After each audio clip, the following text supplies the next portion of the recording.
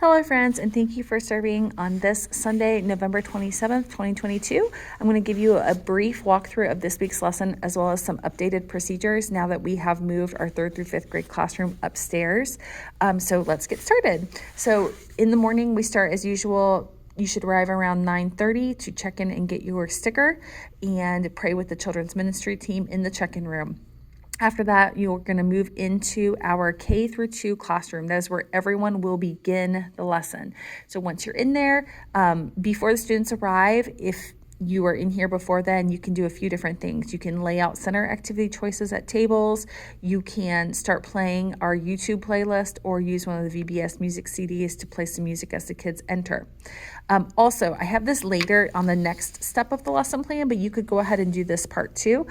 Someone can turn the TV on the YouTube app and find the Every Move I Make video with motions and just get that paused and ready for when we get to that part of our lesson. So then at around 10:10 is when everyone needs to stop and clean up their center choices. Do not let them go to the carpet until their center is cleaned up.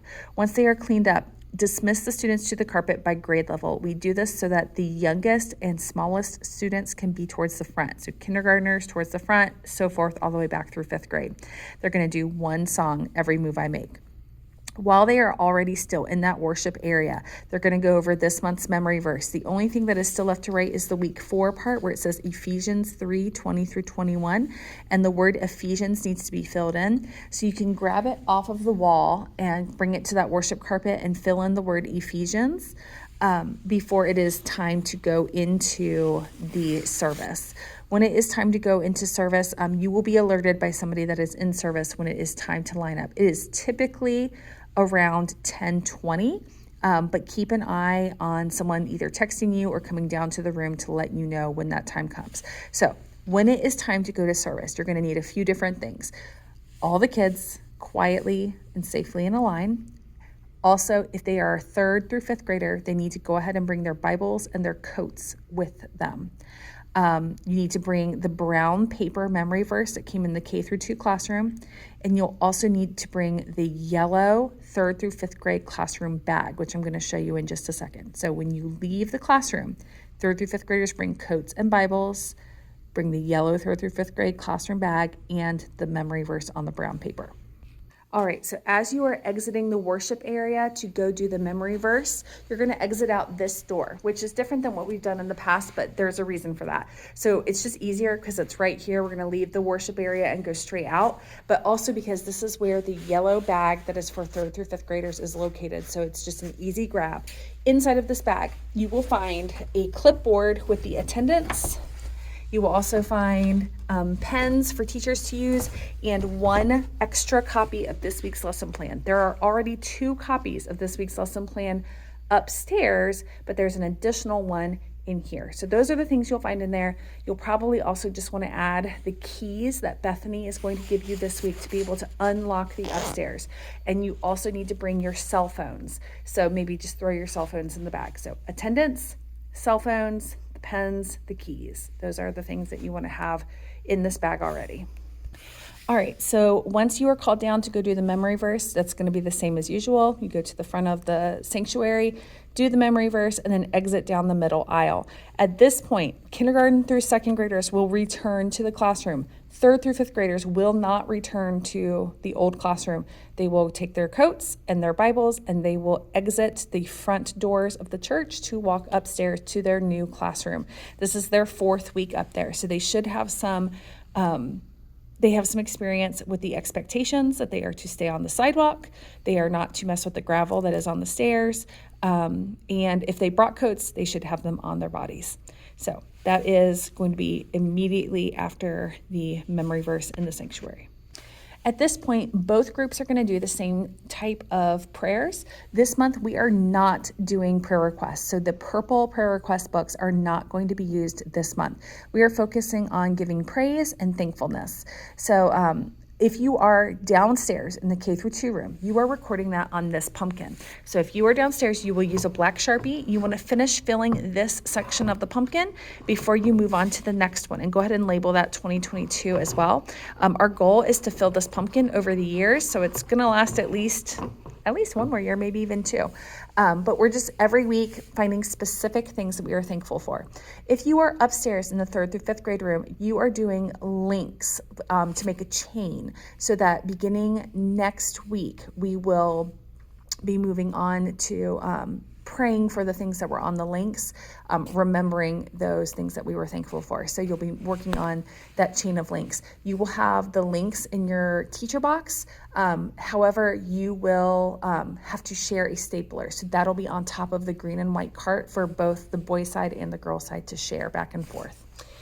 So after doing that, you're going to pray the Lord's Prayer and pray those thankfulness things. And then you're going to do this week's story, which is Story 79, The Birth of Jesus Foretold, on pages 158 and 159 in our Gospel Story Bible right here. So you're going to find that story and read it. And then after you have read it together, you're going to look for where this is referenced in the Bible, which this week is in Luke 1, 26 through 38. If you are downstairs in K through 2, they are to locate the verses, but not read them independently. The teacher will read it to them. If they are upstairs, they are to locate them and read them either independently or with a partner before the teacher reads it out loud to them, so they understand where in our actual Bible this story came from. And then you go over the questions that are that go along with the story. And then following that, both groups have the same craft. Now this is, it is extremely simple for the kids who were here last week. If they weren't here last week, it might be slightly more complicated because this is a craft that is going to build on each week. So I'm going to show you, this is our first week of Advent. So if they already painted one last week, this is what they look like. So every child has a paper plate with their name on it and a painted ornament. And on the back of the ornament has their name and Advent 2022. If you have a student who does not have an ornament already made, there is a box in each classroom with everything they need to make one. There, before I knock it over, there are lots of ornaments. There are paintbrushes, there are paint pods, and there are paper plates. So they need to get a paper plate and write their name on it. They need to get an ornament, flip it on the back and write their name and Advent 2022. They need to pick one paint color and paint it with their paintbrush to color it. When they are finished, wash out the paintbrushes, throw the paint pot in the garbage, and they just leave it on their plate to dry. They will not be able to do this week's step because their paint will be wet. So that is for kids who were not here last week. If they were here last week, then they already have one that looks like this. So the only thing that they are doing this week is they are going to write the theme for Advent this week, because this is our first week of Advent. And this week's theme is hope. So here is mine. I have all 4 written on there because I pre-made mine. They are not to write peace, joy, and love. They do not write that this week. This week they are only writing hope.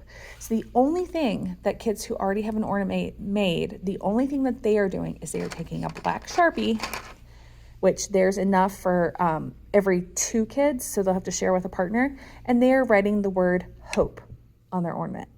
That's it. Nothing else, no other words, no decorations, just writing the word hope, because I want them to focus on the theme of this week is hope. That's it. So if they have extra time, they are welcome to, in the center part, they're going to be putting a photo in here on the last week. So if they want to try and use their fingernails to scratch off any paint that went in the photo area, that could be an extra thing that they do. If you are upstairs, a good option for if you have extra time for those kids who wrote the word hope and you haven't been alerted that it's time to go back downstairs yet, an option that you could do is you could have them get out their journals and write in their journals about what hope means to them, about what hope might have felt like when Jesus was born. They could write about things that they're thankful for. Just kind of like read what your group was talking about when you were answering questions and focus on that for what they might want to write in their journals about. If you are downstairs, probably your best option is to let them get centers back out or send them to the worship area to do some more worship music together. Things to let them know about is that next week we will be starting practicing the song that they're going to perform at the Christmas Eve service if they sign up for the choir. I'm still waiting to hear back what that song, what version of the song it's going to be. So as soon as I know, I will have a video ready for that for next Sunday. But I believe the only other thing I wanted to show you is that also, I forgot to say this earlier, because it is the first week of Advent, when we pray during those thankful prayers and we do the Lord's Prayer, we're also going to light our Advent candle. We are not doing real fire this year, so I'm going to show you what we're going to be doing. Okay, so if you are downstairs, you have a little Advent wall window decoration here.